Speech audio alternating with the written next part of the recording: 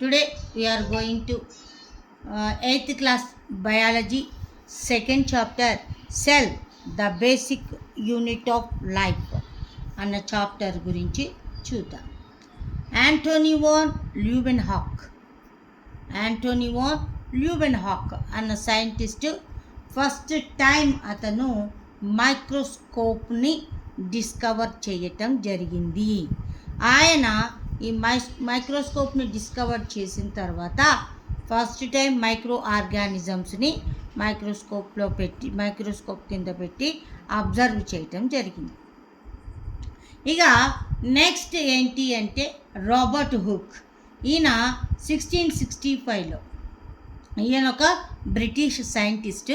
ఈయన 1665లో కార్క్ ఓక్ ట్రీ యొక్క కార్క్ని థిన్ స్లైసెస్ని ఈ మైక్రోస్కోప్ కింద పెట్టి అబ్జర్వ్ చేసి వాటిలో స్మాల్ క్యావిటీస్ అనేవి అతనికి కనబడ్డాయి. ఆ స్మాల్ క్యావిటీస్కే అతను ఏమని పేరు పెట్టాడు అంటే సెల్స్ అని చెప్పేసి నేమ్ ఇవ్వటం జరిగింది. ఈ సెల్ అనేది ఒక లాటిన్ వర్డ్. ఈ సెల్ అనే దానికి మీనింగ్ ఏంటి అంటే లిటిల్ రూమ్ అని చెప్పేసి దాని అర్థం. మరి ఈ రాబర్ట్ హుక్ ఈ సెల్ని కనుక్కోవటం అనేది mile stone in the history of science యొక్క హిస్టరీలోనే ఇదొక మైలురాయిగా మనం చెప్పవచ్చు. అయితే మరి రాబర్ట్ హుక్ వాడిన మైక్రోస్కోపు ఇది. రాబర్ట్ హుక్ ఈ మైక్రోస్కోప్ను వాడి ఓక్ ట్రీ యొక్క కార్క్ని అబ్జర్వ్ చేయటం జరిగింది. ఇది రాబర్ట్ హుక్ వాడిన మైక్రోస్కోప్. మరి ఈయన ఆ మైక్రోస్కోప్ కింద ఓక్ ట్రీ యొక్క కార్క్ అంటే ఏంటి అంటే బెరడు. ఆ బెరడుని థిన్ పీసెస్గా తీసి మైక్రోస్కోప్ కింద పెట్టి అబ్జర్వ్ చేయటం జరిగింది. ఆయన అట్లా అబ్జర్వ్ చేసినప్పుడు ఆయనకి ఈ లోపల ఈ కార్క్ యొక్క స్లైస్ మొత్తం కూడా ఆయనకి ఎలా కనబడింది అంటే హానీ కోంబ్ లాగా కనబడింది. హానీ కోంబ్ అంటే తేనె తుట్ట అని అర్థం. వీటిల్లో చూడండి అన్నీ కూడా చిన్న రూమ్స్ లాగా ఆయనకి కనబడ్డాయి. అందుకని అతను వీటికి ఏమని పేరు పెట్టాడు అంటే సెల్ అని చెప్పేసి పేరు పెట్టడం జరిగింది. ఈ సెల్ అనేది లాటిన్ వర్డ్. ఈ సెల్ అనే లాటిన్ వర్డ్కి మీనింగ్ ఏంటి అంటే లిటిల్ రూమ్ అని చెప్పేసి అర్థం. అట్లా ఈ రాబర్ట్ హుక్ అనే అతను ఫస్ట్ టైం దేన్ని కనుక్కున్నాడు అంటే ఈ సెల్ని కనుక్కోవటం జరిగింది. ఈ సెల్ని కనుక్కోవటం అనేది mile stone in the history of science అని చెప్పేసి చెప్పటం జరుగుతూ ఉంది. ఇక నెక్స్ట్ ఏంటి అంటే యాక్టివిటీ 1. ఈ యాక్టివిటీ 1లో అబ్జర్వింగ్ మ్యాచ్ స్టిక్ని అబ్జర్వ్ చేయటం అనేది ఎక్స్పెరిమెంట్. మరి ఎక్స్పెరిమెంట్లో మొత్తం ఎన్ని స్టెప్స్ ఉంటాయి అంటే మొత్తం కూడా 5 స్టెప్స్ ఉంటాయి. 1 aim, 2 required material, 3 procedure, 4 observation, 5 conclusion. ఇట్లా ఏ ఎక్స్పెరిమెంట్కైనా సరే ఈ 5 స్టెప్స్ అనేవి ఖచ్చితంగా ఉంటాయి. ఈ యాక్టివిటీ 1 లేదా ఎక్స్పెరిమెంట్లో ఏంటిది అంటే అబ్జర్వింగ్ మ్యాచ్ స్టిక్ అంటే మ్యాచ్ స్టిక్ని అబ్జర్వ్ చేయటం.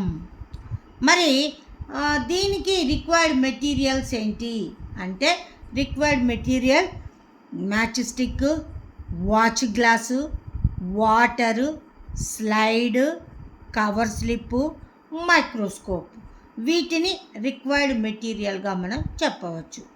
మ్యాచ్ స్టిక్ని థిన్ స్లైసెస్గా కట్ చేసి దానిని ఒక వాచ్ గ్లాసులో వాటర్ పోసి ఈ మ్యాచ్ స్టిక్ని అందులో వేసి కొంతసేపు సోక్ చేయాలి. సోక్ చేయడం అంటే నానబెట్టడం అని అర్థం.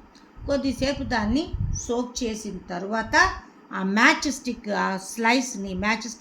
యొక్క స్లైస్ని ఏం చేయాలి అంటే స్లైడ్ మీద వేసి ఆ స్లైడ్ మీద కవర్ స్లిప్ పెట్టి దాన్ని మైక్రోస్కోప్ కింద పెట్టి అబ్జర్వ్ చేయాలి. అట్లా అబ్జర్వ్ చేసినప్పుడు ఈ సెల్స్ అనేవి ఎలా కనబడతాయి అంటే ఇలాగా ముడుచుకుపోయినట్టుగా డెడ్ సెల్స్ అనేవి మనకి కనబడటం జరుగుతూ ఉంటుంది. మరి ఇది డెడ్ సెల్ ఎందుకు అంటే, మ్యాచ్ స్టిక్ అనేది ట్రీస్ నుంచే తీసిన దాన్ని కట్ చేసి దాని తర్వాత దాన్ని చాలా రోజుల తర్వాత ఎండబెట్టి తర్వాత దాన్ని మ్యాచ్ స్టిక్గా తయారు చేయడం జరుగుతుంది. ఈలోపు ఆ స్టిక్లో ఉన్న సెల్స్ అన్నీ కూడా డెడ్ అవ్వటం జరుగుతుంది. కాబట్టి మనం చూసే సెల్స్ కూడా ఎలా కనబడతాయంటే డెడ్ సెల్స్గా ముడుచుకుపోయినట్టుగా కనబడటం జరుగుతూ ఉంటుంది. ఇది యాక్టివిటీ 1 లేదా ఎక్స్పెరిమెంట్ అబ్జర్వింగ్ మ్యాచ్ స్టిక్ గురించి. ఇక నెక్స్ట్ వన్ ఏంటి అంటే యాక్టివిటీ 2. యాక్టివిటీ 2 ఏంటి అంటే అబ్జర్వింగ్ హ్యూమన్ చీక్ సెల్స్. అంటే మనిషి యొక్క బుగ్గ కణాలు, చీక్ అంటే బుగ్గ, ఈ బుగ్గలో ఉన్న కణాలని అబ్జర్వ్ చేయటం. మరి దీంట్లో కూడా సేమ్ 5 స్టెప్స్ అంతే ఉంటాయి. ఎయిమ్ ఏంటి అంటే observing human cheek cells. Required material ఏంటి? Slide, cover slip. ఈ చీక్ సెల్ నుంచి సెల్స్ని గీకడానికి ఒక వుడ్ స్పూను లేదా ఐస్ క్రీమ్ స్పూను అనేది తీసుకోవాలి. తీసుకున్న తర్వాత వాచ్ గ్లాసు, వాటర్, వీటిని తీసుకోవాలి. ఇవన్నీ కూడా రిక్వైర్డ్ మెటీరియల్ కిందకు వస్తాయి. మళ్ళీ ఒకసారి రిక్వైర్డ్ మెటీరియల్ ఏంటంటే ఐస్ క్రీమ్ స్పూను, తర్వాత చీక్ సెల్, తర్వాత slide, cover slip, watch glass, water, వీటిని మనం రిక్వైర్డ్ మెటీరియల్గా చూడాలి. ప్రొసీజర్ ఏంటి అంటే ఈ ఐస్ క్రీమ్ స్పూన్తో ఈ చీక్లో ఉన్న సెల్ని నెమ్మదిగా మనం రబ్ చేసి ఆ సెల్స్ని బయటకు తీసుకోవాలి. తీసుకున్న తర్వాత ఆ సెల్స్ని వాటర్లో వేయాలి. వేసిన తర్వాత ఆ సెల్స్ని స్లైడ్ మీద వేయాలి. స్లైడ్ మీద వేసిన తర్వాత దాని మీద కవర్ స్లిప్ పెట్టి దాన్ని మైక్రోస్కోప్ కింద పెట్టి చూడాలి. అట్లా మైక్రోస్కోప్ కింద పెట్టి చూసినప్పుడు మనకి చీక్ సెల్ అనేది ఎట్లా కనబడుతుంది అన్న దాని గురించి ఇప్పుడు మనం చూద్దాం.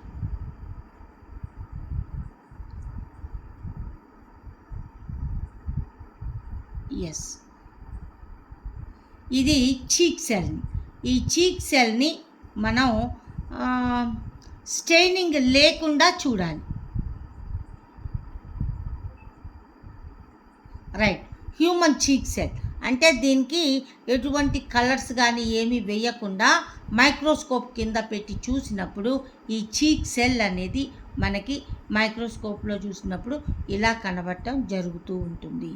హ్యూమన్ చీక్ సెల్ వితౌట్ స్టెయినింగ్ అంటే ఎలాంటి కలర్స్ వేయకుండా చూస్తే ఈ చీక్ సెల్ అనేది మనకి ఈ విధంగా కనబడుతుంది.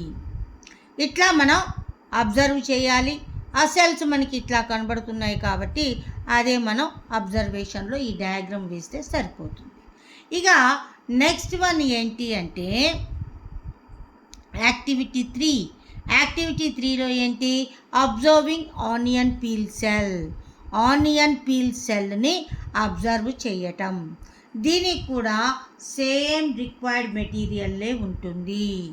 Slide, cover slip, watch glass, water, onion peel, వీటిని మనం రిక్వైర్డ్ మెటీరియల్గా తీసుకోవాలి. ఆనియన్ పీల్ని చాలా థిన్గా స్లైస్గా చేసిన తర్వాత ఆ థిన్ స్లైస్ యొక్క ఆనియన్ పీల్ని ఏం చేయాలి? స్లైడ్ మీద వేయాలి. స్లైడ్ మీద కవర్ స్లిప్ పెట్టాలి. దాన్ని మైక్రోస్కోప్ కింద పెట్టి అబ్జర్వ్ చేయాలి. అట్లా అబ్జర్వ్ చేసినప్పుడు మనకి ఆనియన్ పీల్ సెల్ అనేది ఎలా కనబడుతుంది అంటే ఈ ఆనియన్ పీల్ సెల్స్ వితౌట్ స్టెయినింగ్తో మనకి ఈ విధంగా ఆనియన్ పీల్ సెల్స్ అనేవి కనబడటం జరుగుతూ ఉంటుంది. ఇవన్నీ కూడా యాక్టివిటీస్ లేదా ఎక్స్పెరిమెంట్స్గా మనం చెప్పవచ్చు.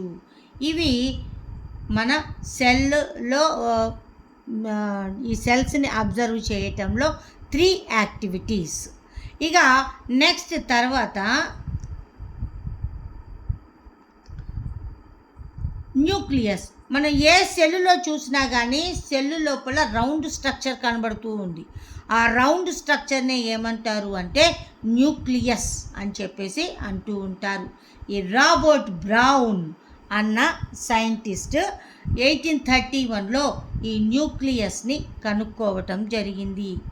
వేటిల్లో ఆయన అబ్జర్వ్ చేసి న్యూక్లియస్ని కనుక్కున్నాడు అంటే ఎపిడెర్మిస్ ఆఫ్ ఆర్కిడ్ లీవ్స్ యొక్క ఎపిడెర్మిస్ అంటే పై చర్మాన్ని, పై పొరని కట్ చేసి దానిని మైక్రోస్కోప్ కింద పెట్టి అబ్జర్వ్ చేసి న్యూక్లియస్ని ఆయన డిస్కవర్ చేయటం జరిగింది. Robert brown discovered nucleus in 1831 by observing epidermis of orchid leaves. ఇక ఇప్పుడు మనం ఇంతకు ముందు వరకు మనం సెల్స్ని ఎలా ఉన్నాయి అన్నది చూసాము. ఇప్పుడు ప్రజెంట్ యాక్టివిటీస్ అన్నీ కూడా మనం న్యూక్లియస్ని అబ్జర్వ్ చేయటం.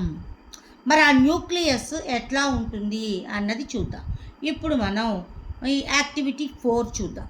ఈ యాక్టివిటీ 4లో చూడండి, observation of the nucleus in onion peel సెల్స్లో ఉన్న న్యూక్లియస్ని అబ్జర్వ్ చేయటం.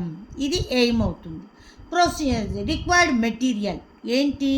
Onion peel cells, slide, safranin, methylene blue or red ink. ఇవి రిక్వైర్డ్ మెటీరియల్గా మనం తీసుకోవాలి. మైక్రోస్కోప్ ఇది కూడా. ఇప్పుడు ఏం చేయాలి అంటే ఆనియన్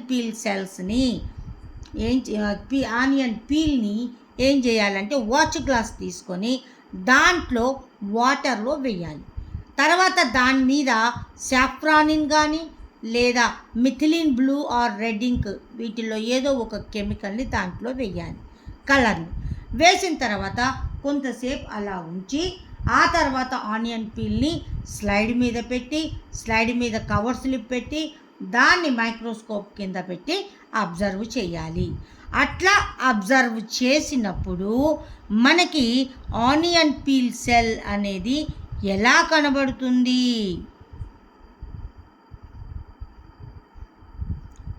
అన్నది ఇప్పుడు మనం చూద్దాం.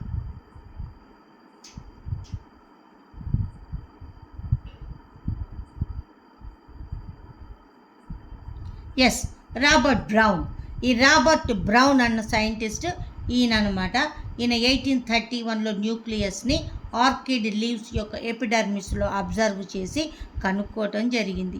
ఈయన వేటిల్లో చూశాడు అంటే ప్లాంట్ సెల్లులో కూడా ఇతను న్యూక్లియస్ని అబ్జర్వ్ చేయటం జరిగింది.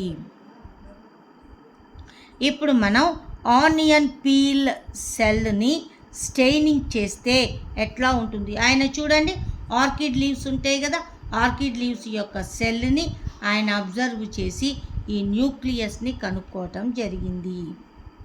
మరి ఆనియన్ పీల్ యొక్క సెల్ యొక్క స్ట్రక్చర్ని చూస్తే దాంట్లో parts, cytoplasm, stomata, cell membrane, cell wall, cell membrane, nucleus, ఈ పార్ట్స్ అన్నీ కూడా మనకి ఈ ప్లాంట్ సెల్లో మనకి కనబడటం అనేది జరుగుతూ ఉంటుంది. మరి ఆనియన్ పీల్ సెల్ను కూడా మనం అబ్జర్వ్ చేసాం. ఏది? స్టెయినింగ్ చేసినాం. ఆనియన్ పీల్ సెల్ని మనం స్టెయిన్ చేసినాం. స్టెయిన్ అంటే ఏంటి? కలర్ వేసాము. కలర్ వేసిన తర్వాత ఆనియన్ పీల్ సెల్ ఇట్లా కనబడింది.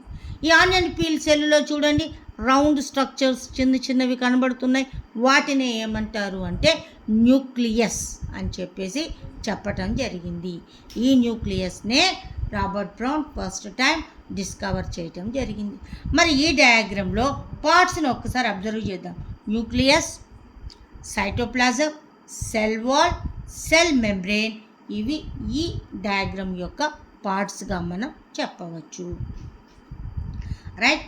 ఇప్పుడు మనం నెక్స్ట్ యాక్టివిటీ ఏంటి అంటే observation of the nucleus in cheek సెల్లో కూడా న్యూక్లియస్ని అబ్జర్వ్ చేయటం. దాంట్లో కూడా సేమ్ మనం ఆనియన్ పీల్ సెల్లో ఏ కెమికల్స్ అయితే వాడామో అవే కెమికల్స్ ఇక్కడ కూడా వాడాలి. ప్రొసీజర్ కూడా సేమ్ ప్రొసీజర్ ఉంటుంది. మరి చీక్ సెల్ స్టెయినింగ్ అయిన చీక్ సెల్ యొక్క స్ట్రక్చర్ని మనం ఒక్కసారి అబ్జర్వ్ చేద్దాం.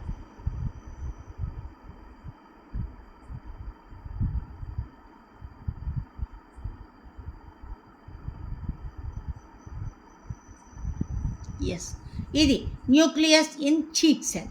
ఈ చీక్ సెల్లో కూడా ఇక్కడ రౌండ్గా ఉన్న స్ట్రక్చర్ ఉంది చూసారా, దాన్నే ఏమంటారు అంటే న్యూక్లియస్ అని చెప్పేసి చెప్పటం జరుగుతూ ఉంటుంది.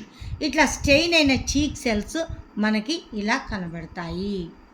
ఇక నెక్స్ట్ సెల్ మెంబ్రెయిన్ అంటే సెల్ని కవర్ చేస్తూ, ప్రతి పార్ట్లో చూసాం మనం, సెల్ని కవర్ చేస్తూ ఉన్న లేయర్నే ఏమంటారు అంటే సెల్ మెంబ్రెయిన్ లేదా ప్లాస్మా మెంబ్రెయిన్ అంటారు. ఈ ప్లాస్మా మెంబ్రెయిన్ పైన ఇంకొక లేయర్ ఉంటుంది, దానినే ఏమంటారు అంటే సెల్ వాల్ అని చెప్పేసి అంటూ ఉంటారు. ఈ సెల్ లోపల ఉన్న ఆ రౌండ్ స్ట్రక్చర్నే న్యూక్లియస్ అని చెప్పేసి అంటూ ఉంటారు. సెల్ లోపల, ప్లాస్మా మెంబ్రెయిన్ లోపల లిక్విడ్ పోర్షన్ ఉంటుంది. ఆ లిక్విడ్ పోర్షన్ని ఏమంటారు అంటే సైటోప్లాజం అని చెప్పేసి అంటూ ఉంటారు. ఈ సైటోప్లాజంలోనే అన్ని రకాల సెల్ ఆర్గనెల్స్ అనేవి ఆ సైటోప్లాజంలో స్ప్రెడ్ అయ్యి అవి తేలుతూ ఉంటాయి. ఒక్కొక్క ఆర్గనెల్ ఒక్కొక్క ఫంక్షన్ని చూపించటం అనేది జరుగుతూ ఉంటుంది. ఈ సెల్ ఆర్గనెల్స్ వాటి యొక్క ఫంక్షన్స్ గురించి మనకి 9th క్లాస్ బయాలజీలో చెప్పటం జరిగింది. ప్రజెంట్ మనం కేవలం సెల్ యొక్క స్ట్రక్చర్ మాత్రమే ఈ చాప్టర్లో మనకి చెప్పటం జరిగింది. మరి ఈ సెల్ని ఏమంటారు అంటే the basic structures and functional units of the living body. అంటే ఈ సెల్ అనేది టోటల్ ఏ లివింగ్ ఆర్గానిజంకైనా సరే basic unit and functional unit and structural unit అని చెప్పేసి అంటూ ఉంటారు. ఈ సెల్ అనేది structural and functional unit of the living body, ఈ సెల్ అని చెప్పేసి అంటూ ఉంటారు. ఈ సెల్లో కూడా 2 types ఆఫ్ ఆర్గానిజమ్స్ ఉంటాయి సెల్స్ని బేస్ చేసుకొని, unicellular organisms, multi cellular organisms. Unicellular organisms అంటే సింగిల్ సెల్ ఉన్న ఆర్గానిజమ్స్ని యూనిసెల్యులర్ ఆర్గానిజమ్స్ అంటారు. మోర్ దాన్ వన్ సెల్, ఒక సెల్ కంటే ఎక్కువ సెల్స్ ఉన్న ఆర్గానిజమ్స్ని మల్టీ సెల్యులర్ ఆర్గానిజమ్స్ అని చెప్పేసి చెప్పడం జరుగుతూ ఉంటుంది. మరి యూనిసెల్యులర్ ఆర్గానిజమ్స్కి ఎగ్జాంపుల్స్ ఏంటి అన్నది ఇప్పుడు మనం చూద్దాం.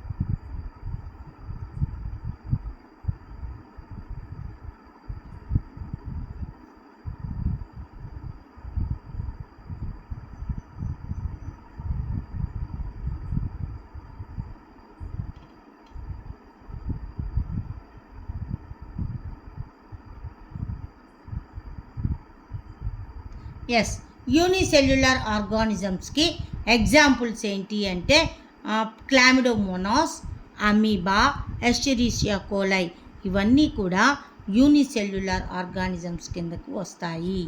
మరి అమీబా అనేది సింగిల్ సెల్, ఒక్క సెల్లే అన్ని రకాల యాక్టివిటీస్ని చూపిస్తుంది.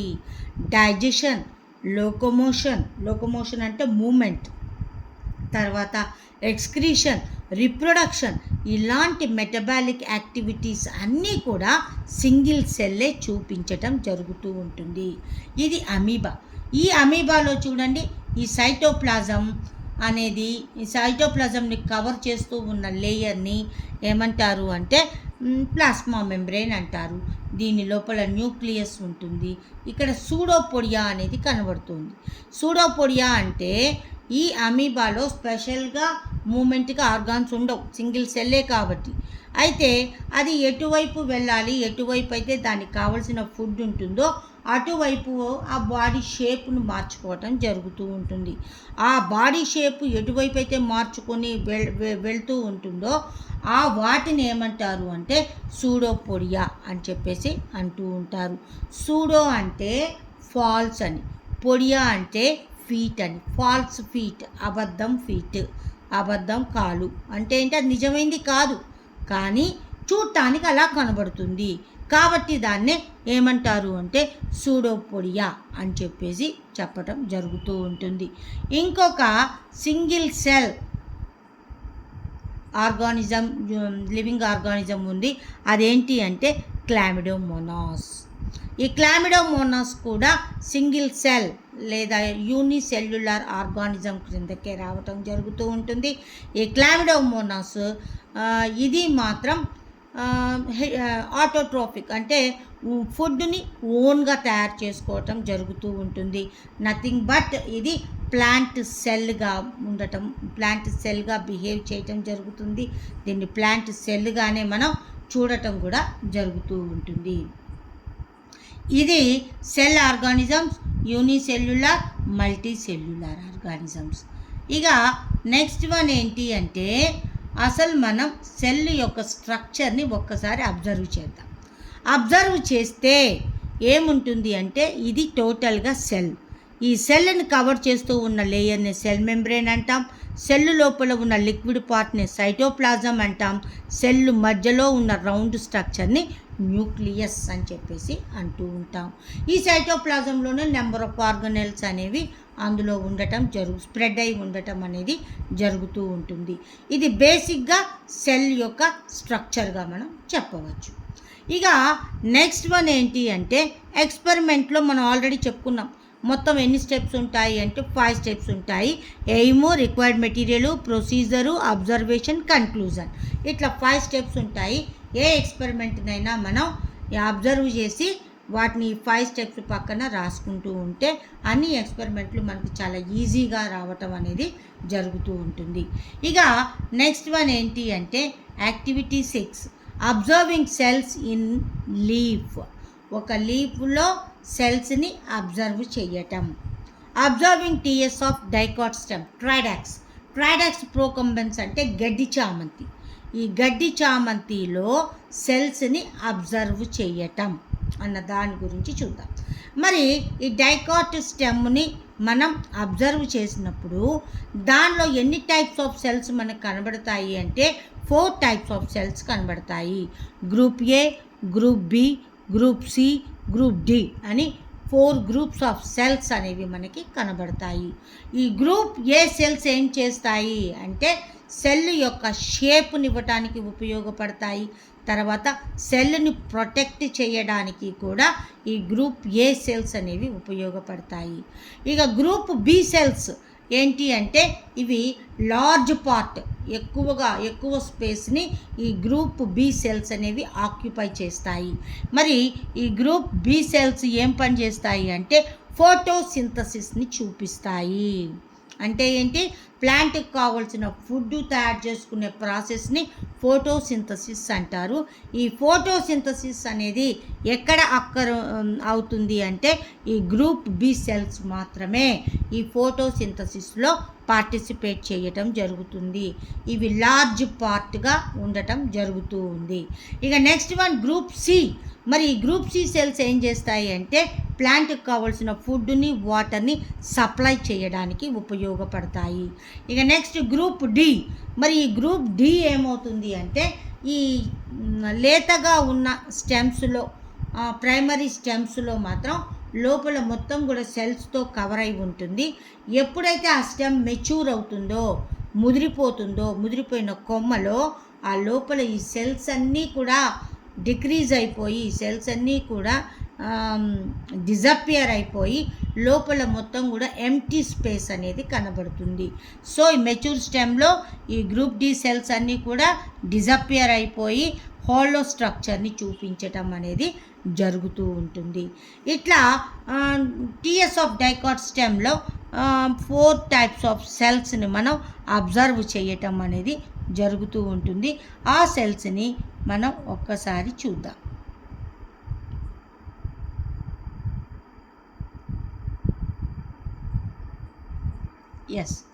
ఇది టీఎస్ ఆఫ్ డైకాట్ స్టెమ్లో చూడండి, group A, group B, group C, group D అని 4 టైప్స్ ఆఫ్ సెల్స్ ఉంటాయి. ఏ అనేది అవుటర్ మోస్ట్ లేయర్లో ఉంటే షేప్ని ఇస్తుంది, ప్రొటెక్ట్ చేస్తుంది. బి అనేది చూడండి ఇవి ఎక్కువ సెల్స్ అన్నీ కూడా ఎక్కువ స్పేస్ని ఆక్యుపై చేస్తాయి, లార్జ్ పార్ట్గా ఉండటం జరుగుతూ ఉంటుంది. మరి ఇదేం చేస్తుంది అంటే ఫోటోసింథసిస్లో పార్టిసిపేట్ చేస్తాయి. మరి గ్రూప్ సి సెల్స్ ఏం చేస్తాయి? ఫుడ్ సప్లై, వాటర్ సప్లై చేస్తాయి. మరి గ్రూప్ డి సెల్స్ ఏమవుతాయి? ఇవి ప్రైమరీ స్టెమ్లో, స్మాల్ స్టెమ్లో లోపల అన్ని సెల్స్ ఉంటాయి. ఎప్పుడైతే ఆ స్టెమ్ మెచ్యూర్ అవుతుందో అప్పుడు ఈ సెల్స్ అన్నీ కూడా డిజపియర్ అయిపోయి హోలో స్ట్రక్చర్ని చూపించటం అనేది జరుగుతూ ఉంటుంది. ఇది టీఎస్ ఆఫ్ డైకాట్ స్టెమ్ లేదా ట్రైడాక్స్.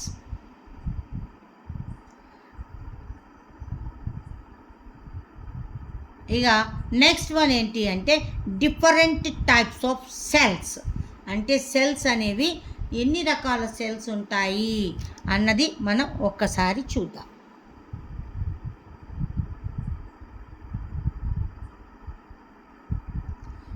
ఇవి డిఫరెంట్ టైప్స్ ఆఫ్ సెల్స్ అన్నమాట. ఇవన్నీ కూడా మన బాడీలోనే smooth muscle cell, striated muscle cell, bone cell, nerve cell, blood cells.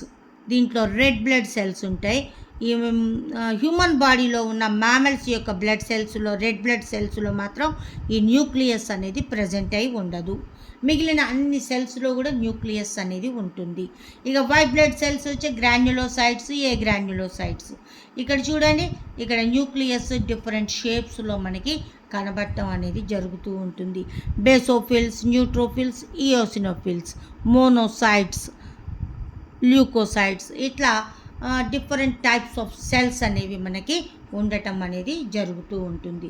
ఇప్పుడు మనం ఒక్కొక్క సెల్ యొక్క లెంత్, బిగ్ సెల్ ఏంటి, స్మాల్ సెల్ ఏంటి, వాటి గురించి మనం ఒక్కసారి చూద్దాం. డిఫరెంట్ టైప్స్ ఆఫ్ సెల్స్ని మనం ఆల్రెడీ ఇప్పుడు చూసాం. ద స్మాలెస్ట్ సెల్, చాలా చిన్న సెల్ అనమాట. అది ఎక్కడ ఉంటుంది అంటే బ్యాక్టీరియాలో ఉంటుంది. అది 0.1 to 0.5 మైక్రాన్స్ సైజులో ఉంటుంది. ఇక human liver and kidney cell size ఎంత ఉంటుంది అంటే 20 to 30 మైక్రోమీటర్స్ ఉంటుంది. హ్యూమన్ అంటే మనలో ఉన్న లివర్లో కానీ కిడ్నీలో ఒక్క సెల్ యొక్క సైజు 20 to 30 మైక్రోమీటర్స్ ఉంటుంది. హ్యూమన్ నర్వ్ సెల్ ఎంత పొడుగు ఉంటుంది అంటే 90 to 100 సెంటీమీటర్స్ లాంగ్ అనేది ఉంటుంది. ఇక ఉన్న అన్ని సెల్లుల్లో కంటే అతి పెద్ద సెల్ దేంది అంటే ఆస్ట్రిచ్ అనే బర్డ్ యొక్క ఎగ్ సెల్ అనేది లార్జెస్ట్ సెల్. ఈ ఆస్ట్రిచ్లు ఎక్కడ ఉంటాయి అంటే మెయిన్గా డిజర్ట్ ఏరియాలో ఉంటాయి. చాలా పెద్దగా ఉంటాయి ఈ బర్డ్స్ అనేవి. అవి చాలా స్పీడ్గా పరిగెత్తడం జరుగుతూ ఉంటుంది. లార్జ్ సైజులో ఉంటాయి, అవి ఎగరలేవు. కాబట్టి ఈ ఆస్ట్రిచ్ ఎగ్ సెల్ అనేది లార్జెస్ట్ సెల్గా చెప్తుంటారు. ఇది ఎంత లాంగ్ ఉంటుందంటే 17 సెంటీమీటర్స్ లాంగ్ ఉంటుంది, 18 సెంటీమీటర్స్ విడ్త్ ఉంటుంది. లాంగ్ అంటే పొడుగు, విడ్త్ అంటే వెడల్పు. ఇది అతి పెద్ద లార్జెస్ట్ సెల్గా చెప్పడం అనేది జరుగుతూ ఉంటుంది. ఇది 8th క్లాస్ బయాలజీలో first chapter cell, the basic unit of cell. Right, thank you.